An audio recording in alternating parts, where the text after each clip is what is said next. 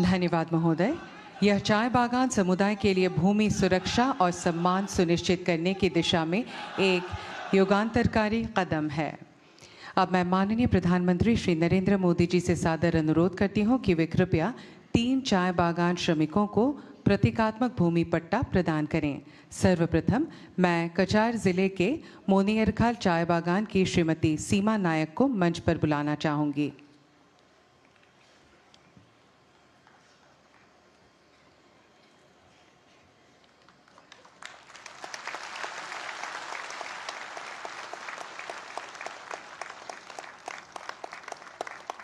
धन्यवाद।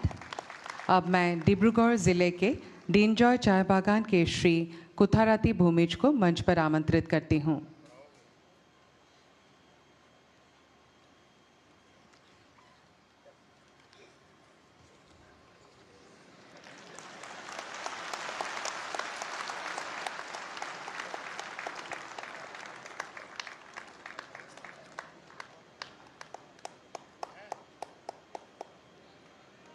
धन्यवाद। अब मैं तिनिसुकिया जिले के सैमदांग चाय बागान की श्रीमती सुशीला गोवाला को मंच पर आमंत्रित करती हूं।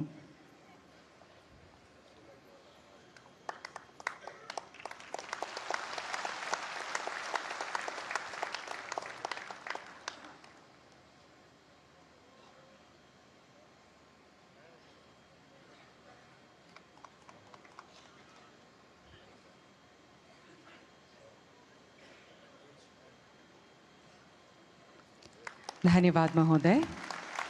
देवियों सज्जनों, अब असम की पावन धरती से प्रधानमंत्री किसान सम्मान निधि पीएम किसान की 22वीं किस्त का हस्तांतरण किया जाएगा, जो देश के किसानों के कल्याण हेतु भारत सरकार की एक ऐतिहासिक पहल है।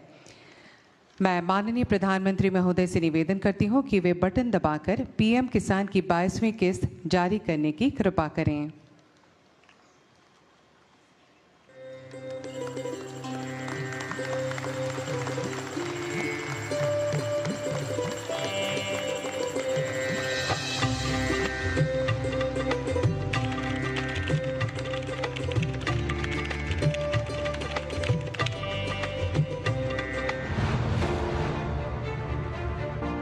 प्रधानमंत्री नरेंद्र मोदी जी का विश्वास है, अगर किसान मजबूत है तो देश अडिग है, अगर किसान आत्मनिर्भर है तो भारत सशक्त है। हमारी सरकार का साफ मानना है कि देश तभी आगे बढ़ेगा जब मेरा किसान मजबूत होगा, और इसके लिए हर संभव प्रयास किए जा रहे हैं। बीते 12 वर्षों में लगातार बड़े निर्णय लिए गए हैं, जिसका परिणाम है कि एमएसपी पर 26 लाख करोड़ रुपए से अधिक की फसलों की खरीद सुनिश्चित हुई है, जिससे किसानों को बेहतर मूल्य मिला है। हर किसान को किफायती खाद पहुंचाने के लिए उर्वरक सब्सिडी के माध्यम से किसानों को लगभग 15.5 लाख करोड़ रुपए का समर्थन दिया गया। पिछले 12 वर्षों में कृषि बजट में अभूतपूर्व वृद्धि हुई है तथा कृषि बजट 27,000 करोड़ से बढ़कर 1,40,000 करोड़ से अधिक हुआ है, ताकि बीज से बाजार तक हर मोर्चे पर किसान को शक्ति दी जा सके। इसी तरह ई-नाम, प्रधानमंत्री धन धान्य कृषि योजना, राष्ट्रीय प्राकृतिक खेती मिशन, प्रधानमंत्री फसल बीमा योजना, किसान समृद्धि केंद्र और एफपीओ के माध्यम से भी किसानों को संबल दिया गया है।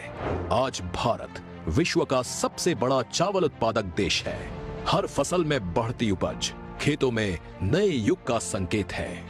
भारत ने यूपीआई, फार्मर आईडी और एग्री स्टैक जैसे मजबूत डिजिटल इंफ्रास्ट्रक्चर बनाए हैं, जो किसानों को सीधे और पारदर्शी रूप से अनेकों लाभ पहुंचा रहे हैं। पर असली बदलाव तब आता है जब सरकार सीधे किसान से बात करती है, जब सहायता बिचौलियों से नहीं गुजरती, सीधे उनके खाते में उतरती है। ऐसी ही है प्रधानमंत्री किसान सम्मान निधि योजना।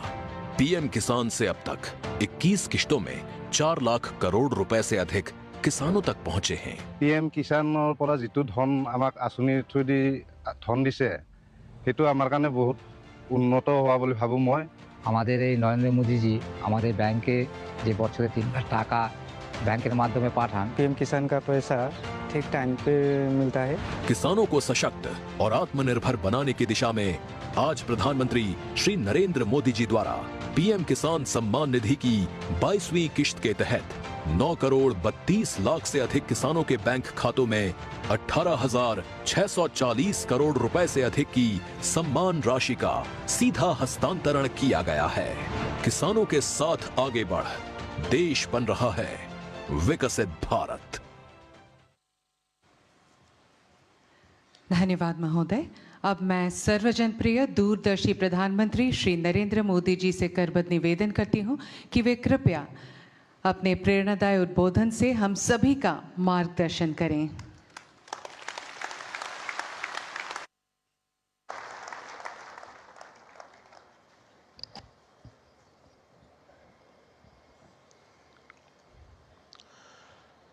मोर मरमोर गुवाहाटीबासी राइज आपना लोकाक मोय मोर आंतरिक नमस्कार जनाइछु। असम के राज्यपाल लक्ष्मण प्रसाद आचार्य जी, यहाँ के लोकप्रिय मुख्यमंत्री हेमंत बिस्वा शर्मा जी, केंद्रीय मंत्रिमंडल में मेरे साथी सर्बानंद सोनोवाल जी, उपस्थित राज्य के सभी मंत्रीगण, जनप्रतिनिधिगण, देश भर से टेक्नोलॉजी के माध्यम से इस कार्यक्रम से जुड़े हमारे सभी अन्नदाता साथी, टी गार्डन में काम करने वाले मेरे भाई बहन, और मैं देख रहा हूं कि काफी सीनियर हमारे सभी मुख्यमंत्री जी भी आज हमारे साथ इस कार्यक्रम में देश के कोने कोने में से जुड़े हुए हैं। मेरा सबको नमस्कार। भाइयों बहनों, आज मुझे नवरात्रि के पहले मां कामाख्या की इस पावन भूमि पर आप सभी के दर्शन करने का सौभाग्य मिला है।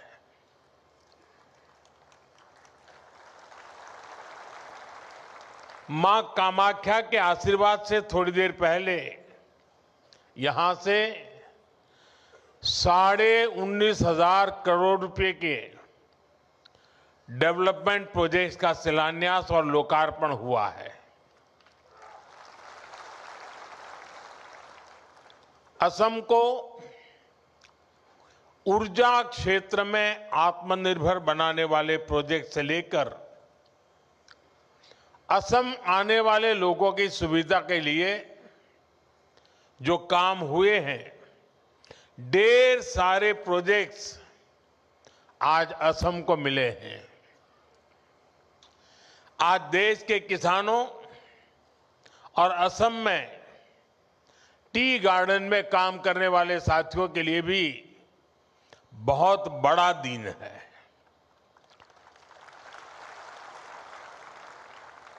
कुछ क्षण पहले पूरे देश में पीएम किसान सम्मान निधि के तहत 18,000 करोड़ रुपए से अधिक की राशि हमारे करोड़ों अन्नदाताओं के खातों में भेजी गई है।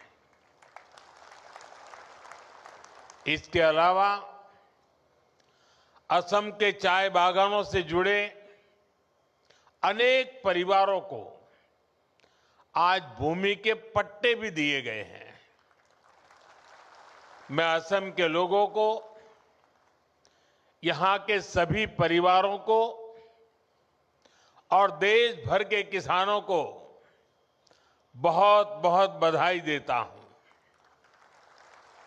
साथियों, आज देश भर से किसान साथी मां कामाख्या की इस धरती से जुड़े हैं। थोड़ी देर पहले करोड़ों किसानों के खाते में पीएम किसान निधि जमा होने के मैसेज हर एक के मोबाइल में पहुंच चुके हैं। ये योजना वाकई अद्भुत है। एक क्लिक से करोड़ों किसानों के बैंक खाते में सीधे पैसा जमा होता है। दुनिया के विकसित देशों में भी ऐसा संभव नहीं है। और मुझे विदेश के मेहमान जब मिलते हैं और इस विषय में इतने सवाल पूछते हैं, जानकारी के लिए इतने उत्सुक रहते हैं, ये सब कैसे संभव हो रहा है। दुनिया के बड़े बड़े देश के बड़े बड़े नेताओं को भी ये बहुत अजूबा लगता है। और ये मेरे वही किसान भाई बहन हैं जिनमें से अधिकांश के पास 2014 से पहले न मोबाइल फोन था और न ही बैंक में उनका कोई खाता था। आज ऐसे करोड़ों किसानों के खाते में अब तक 4.25 लाख करोड़ रुपए से अधिक पैसे जमा हो चुका है। इसमें असम के भी करीब 19 लाख किसान हैं जिनको अभी तक लगभग 8,000 करोड़ रुपए मिल चुके हैं। साथियों, मुझे याद है जब पीएम किसान सम्मान निधि योजना शुरू हुई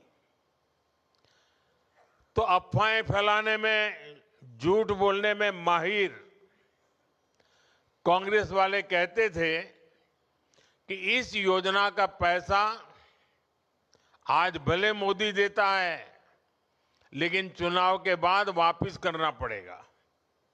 ये झूठ बोलने में ऐसे एक्सपर्ट है। लेकिन आज सम्मान निधि की ये योजना देश के छोटे किसानों के लिए सामाजिक सुरक्षा का एक माध्यम बन गई है। साथियों, बीजेपी एनडीए सरकार के लिए किसान हित से बड़ा और कुछ नहीं। जब किसानों को पैसे देने की बात आती थी, कांग्रेस वालों की सांस अटक जाती थी। मैं आपको एक और उदाहरण देता हूं। 2014 से पहले केंद्र में 10 साल तक कांग्रेस की सरकार थी। कांग्रेस सरकार के 10 साल में किसानों को एमएसपी के रूप में 6.5 लाख करोड़ रुपए मिले थे। 10 साल में 6.5 लाख करोड़। जबकि हमारी सरकार के 10 साल में किसानों को एमएसपी के रूप में 20 लाख करोड़ रुपए अधिक मिल चुके हैं। साथियों, बीते 11 वर्षों में देश के किसान के इर्द गिर्द बीजेपी एनडीए सरकार ने एक मजबूत सुरक्षा कवच बना है। एमएसपी हो, सस्ता ऋण हो, फसल बीमा हो, पीएम किसान सम्मान निधि हो, ये योजनाएं किसानों का बहुत बड़ा संबल बनी है। इतना ही नहीं, हमने इस बात का ध्यान रखा है कि अंतर्राष्ट्रीय स्तर पर संकट का असर खेती किसानी पर न पड़े। अब जैसे कोरोना और उसके बाद जो युद्ध हुए हैं, उसके कारण अंतर्राष्ट्रीय बाजार में खाद की कीमतें कई गुना बढ़ गई थी। विदेशी बाजारों में खाद मिलनी भी मुश्किल हो गई थी। लेकिन केंद्र सरकार ने इस संकट को रोकने के लिए भरपूर कोशिश की। यूरिया की जो बोरी अंतर्राष्ट्रीय बाजार में 3,000 रुपये में मिलती है, वही बोरी हमारी सरकार ने अपने किसानों को सिर्फ 300 रुपए में दी है।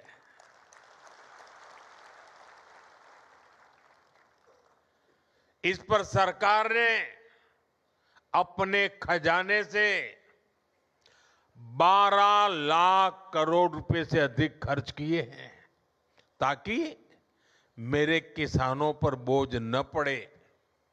ये बोझ सरकार अपने कंधों पर उठा रही है। साथियों, बीते दशक में भाजपा एनडीए सरकार ने एक और बहुत बड़ा काम आत्मनिर्भरता को लेकर किया है। हमने कृषि को बाहरी संकटों से बचाने के लिए आत्मनिर्भरता को प्रोत्साहन दिया है। हमने आजाद भारत में बार बार देखा है कि दुनिया के दूसरे हिस्सों में लड़ाइयां होती हैं, कहीं सप्लाई चेन में दिक्कत आती है तो परेशानी हमारे किसान को होती थी। कभी खाद महंगी हो जाती थी, कभी डीजल और ऊर्जा की कीमत बढ़ जाती है, क्योंकि दशकों तक कांग्रेस पार्टी ने देश को दूसरे देशों पर निर्भर रखा। इससे खेती की लागत भी बढ़ जाती थी। साथियों, किसानों की खेती नई तकनीक से जुड़े, उन्हें सिंचाई के नए तरीकों से जोड़ा जाए और फसलों को भी लाभ मिले, इस मंशा से हमारी सरकार ने पर ड्रॉप मोर क्रॉप की नीति बनाई। ड्रीप और स्प्रिंकलर जैसी माइक्रो इरिगेशन टेक्निकों को किसानों तक पहुंचाया। इससे सिंचाई भी बेहतर हुई और लागत भी कम हो गई। आज सरकार आपके खेतों को सोलर पंप से जोड़ने के लिए काम कर रही है और हमारी कोशिश है कि डीजल पर आपका खर्च कम से कम हो। केंद्र ने जो कुसुम योजना बनाई है वो इसीलिए है। आज बहुत सारे किसान न सिर्फ सोलर पंप लगाकर सिंचाई कर रहे हैं, बल्कि उससे बिजली बनाकर पैसे भी कमा पा रहे हैं। और इसलिए मैं कहता हूं, अन्नदाता ऊर्जादाता बने। साथियों, हमारा निरंतर प्रयास है कि खाद और कीटनाशकों पर किसानों की निर्भरता भी कम हो। कांग्रेस की गलत नीतियों के कारण देश के 5 बड़े खाद कारखाने बंद हो गए थे। हमने उन खाद कारखानों को फिर से शुरू करवाया। साथ ही किसानों को नैनो यूरिया से जोड़ने के लिए भी कई काम किए। आज देश के किसान को इसका लाभ मिल रहा है। अब बीजेपी एनडीए सरकार देश के किसानों को प्राकृतिक खेती के लिए प्रोत्साहन दे रही है। किसान जब बहुत बड़े स्तर पर प्राकृतिक खेती को अपनाएंगे तो मिट्टी भी सुरक्षित रहेगी और हमारे अन्नदाता वैश्विक संकटों से भी सुरक्षित रहेंगे।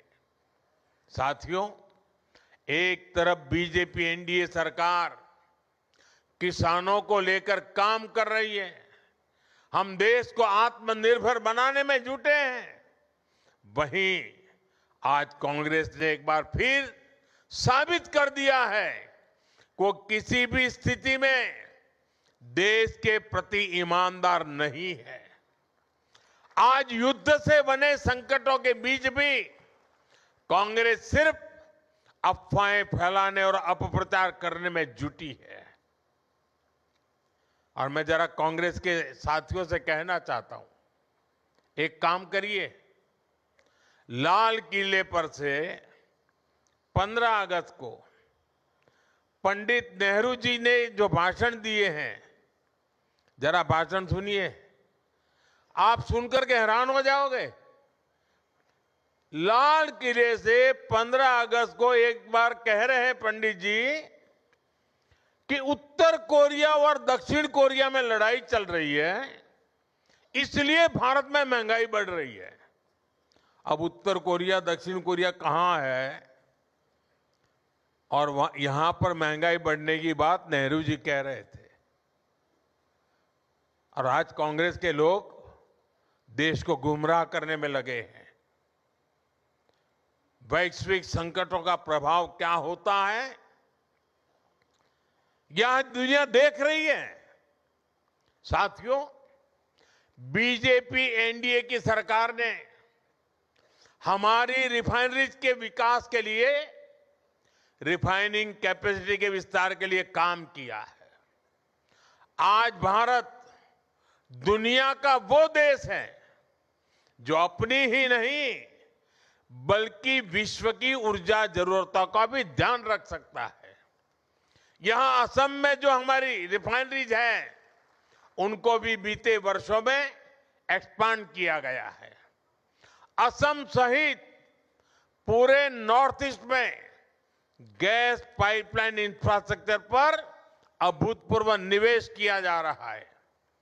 नुमालीगढ़ सिलीगुड़ी पाइपलाइन के अपग्रेडेशन का काम भी पूरा हो चुका है और असम के गोलाघाट में दुनिया का पहला second generation bio ethanol plant भी स्थापित किया गया है।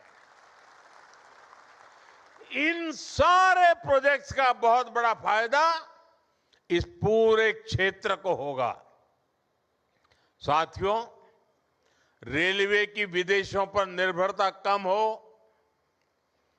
हमें विदेशों से कम तेल मंगाना पड़े, इसके लिए एक दशक में बहुत बड़ा काम हुआ है।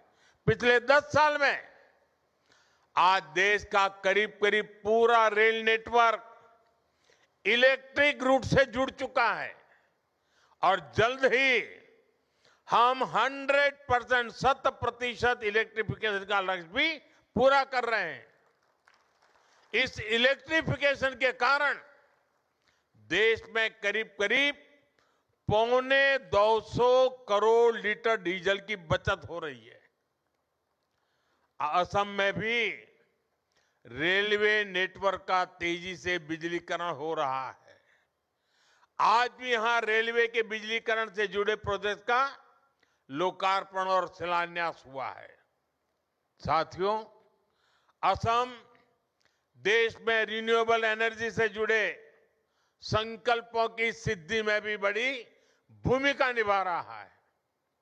Lower Kopili hydro power project से असम सहित पूरे नॉर्थ ईस्ट को फायदा होगा और सबसे बड़ी बात, जो ये हजारों करोड़ रुपए की परियोजनाएं असम में शुरू हुई है, वो असम के युवाओं के लिए रोजगार के नए मौके बना रही है, असम की समृद्धि बढ़ा रही है।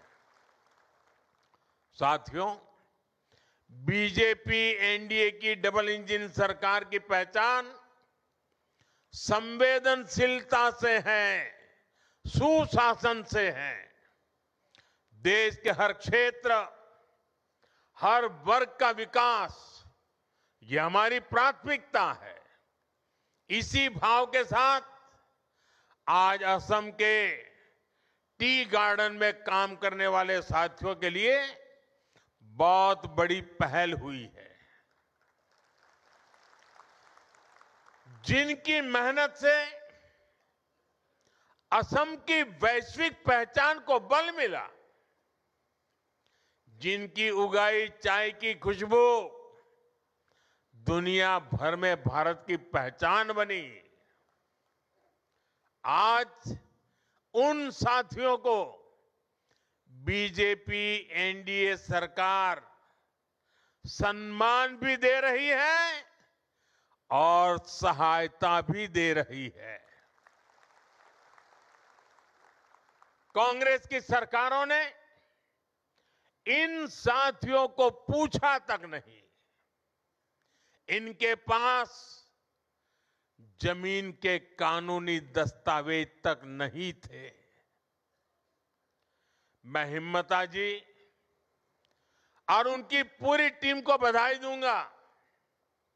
आपने टी गार्डन से जुड़े इन परिवारों के लिए बहुत बड़ा काम किया है।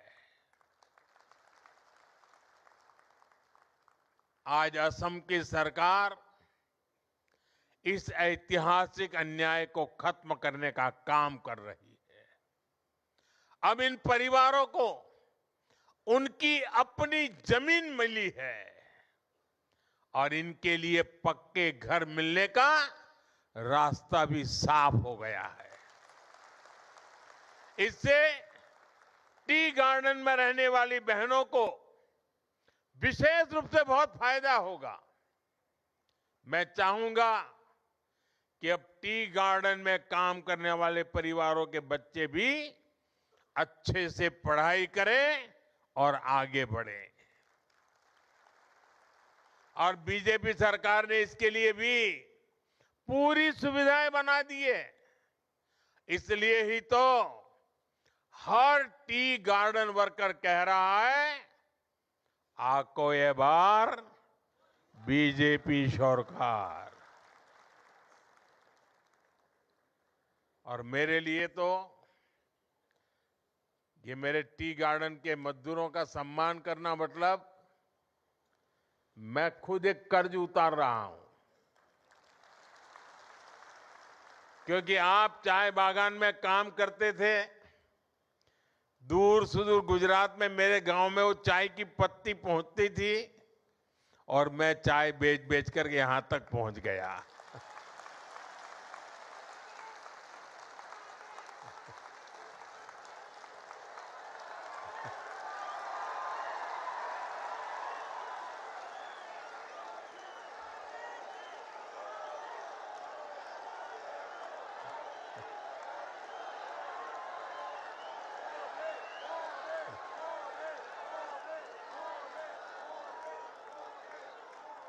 अब मुझे बताइए, ये टी गार्डन वालों के आशीर्वाद नहीं होते तो मैं यहां पहुंचता क्या?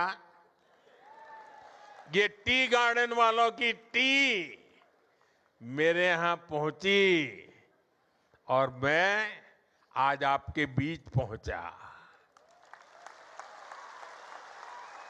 और देखिए मां कामाख्या की कैसी कृपा है कि मुझे आज मेरे टी गार्डन के भाइयों का कर्ज उतारने का मौका मां कामाख्या देवी ने मुझे दिया।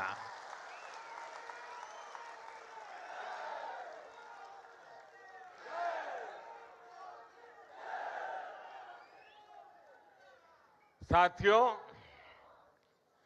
आज से प्रसिद्ध निमाती घाट और विश्वनाथ घाट पर आधुनिक क्रूज टर्मिनल बनाने का काम भी शुरू हुआ है।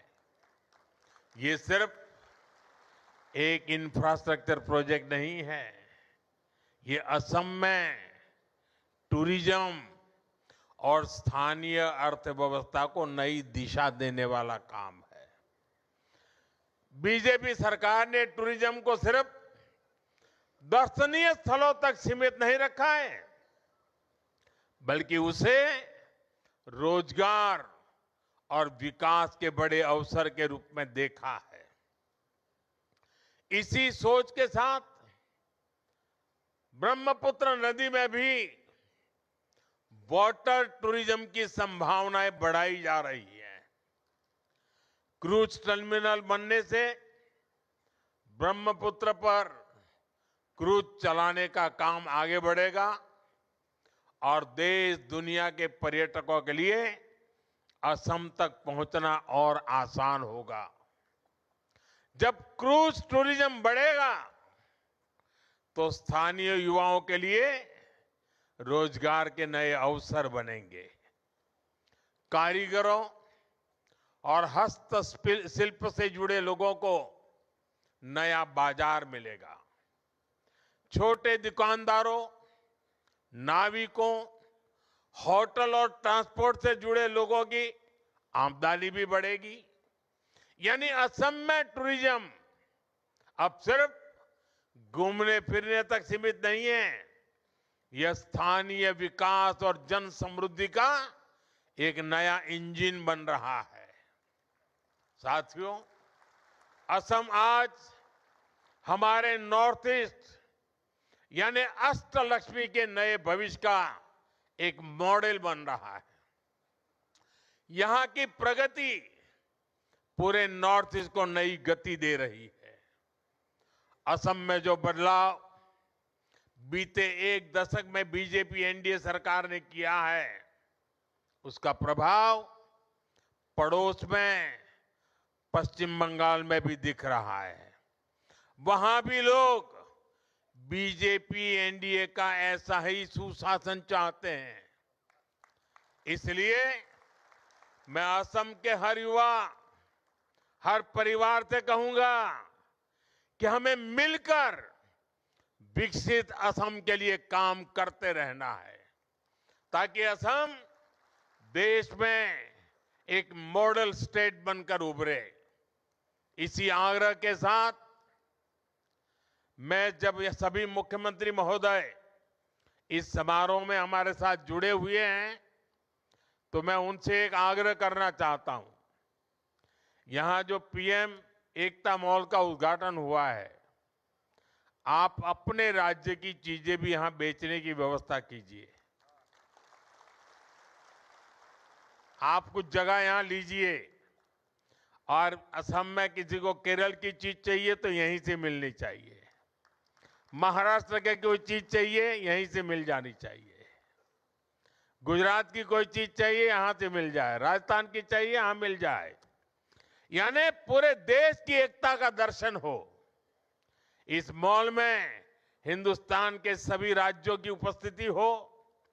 इस मॉल में असम के हर डिस्ट्रिक्ट की उपस्थिति हो। वन डिस्ट्रिक्ट वन प्रोडक्ट, यानी एक प्रकार से कोई भी व्यक्ति एकता मॉल में जाए तो उसको वहां पूरा हिंदुस्तान मिल जाना चाहिए। और मुझे विश्वास है कि असम की धरती से पूरे देश को एक मॉडल मिलेगा और सफलतापूर्वक देश के हर राज्य में एकता मॉल तैयार हो जाएंगे। आप सबको फिर से एक बार विकास की परियोजनाओं की बहुत बहुत शुभकामनाएं देता हूं। देश भर से जो किसान साथी हमारे साथ जुड़ रहे हैं, मैं उनका भी फिर से बहुत बहुत आभार व्यक्त करता हूं। और मैं मां कामाख्या से प्रार्थना करता हूं कि कुछ ही दिनों के बाद जब नवरात्रि का प्रारंभ हो रहा है, मां कामाख्या की कृपा सभी देशवासियों पर बनी रहे और हम सारे संकटों को पार करते हुए नए विश्वास, नए सामर्थ्य के साथ आगे बढ़े। मेरी बहुत बहुत शुभकामनाएं। भारत माता की, भारत माता की, भारत माता की। वंदे वंदे वंदे वंदे वंदे वंदे वंदे वंदे।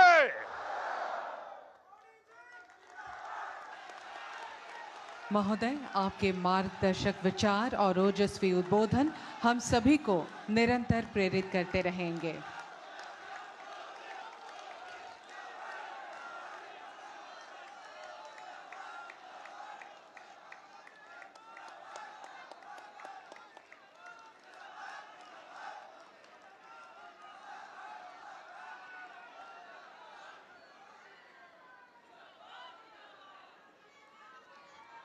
देवियों सज्जनों, आप सभी की गरिमामयी उपस्थिति और सहयोगिता के लिए हम हृदय से कृतज्ञता व्यक्त करते हुए आज के इस भव्य कार्यक्रम का सीधा प्रसारण आप गुवाहाटी से देख रहे थे, जहां पर प्रधानमंत्री नरेंद्र मोदी ने इस समय कार्यक्रम को संबोधित किया। आज बड़ा